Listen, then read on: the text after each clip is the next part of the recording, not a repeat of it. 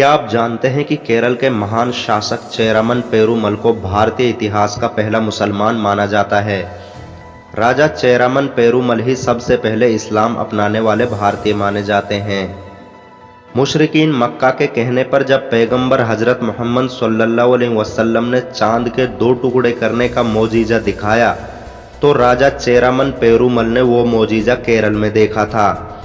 राजा चेरामन पेरुमल अपनी बीवी के साथ महल की छत पर टहल रहे थे तो देखा कि चांद के 2 टुकड़े हो गए हैं। एक टुकड़ा दूसरे टुकड़े से दूर चला गया और फिर वापस जुड़ गया है।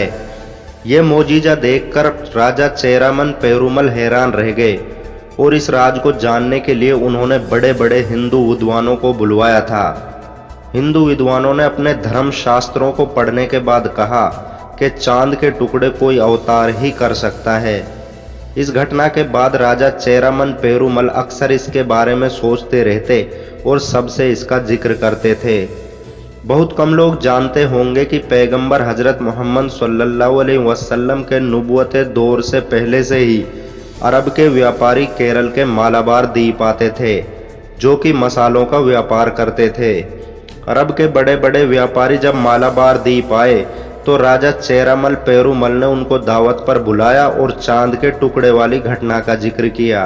अरबी व्यापारियों ने बताया कि चांद के 2 टुकड़े हजरत मोहम्मद सल्लल्लाहु अलैहि वसल्लम ने किए थे और वो अल्लाह के भेजे हुए रसूल हैं, हम उन पर ईमान लाए हैं। ये बात सुनकर राजा चेरामन पेरुमल खुशी से झूम उठे और मदीना जाने का फैसला कर लिया।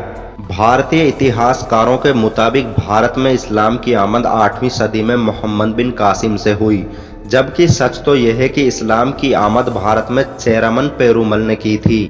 राजा चेरामन पेरुमल अपने चंद साथियों के साथ मालाबार द्वीप से ईरान के रास्ते मदीना पहुंचे और पैगंबर हजरत मोहम्मद सल्लल्लाहु अलैहि वसल्लम से मुलाकात कर इस्लाम कबूल कर लिया। इस तरह ये महान शासक राजा चेरामन पेरुमल से राजा ताजुद्दीन रजी अल्लाहु अन्हु कहलाए और सहाबा इकराम की बेहतरीन जमात में शामिल हो गए।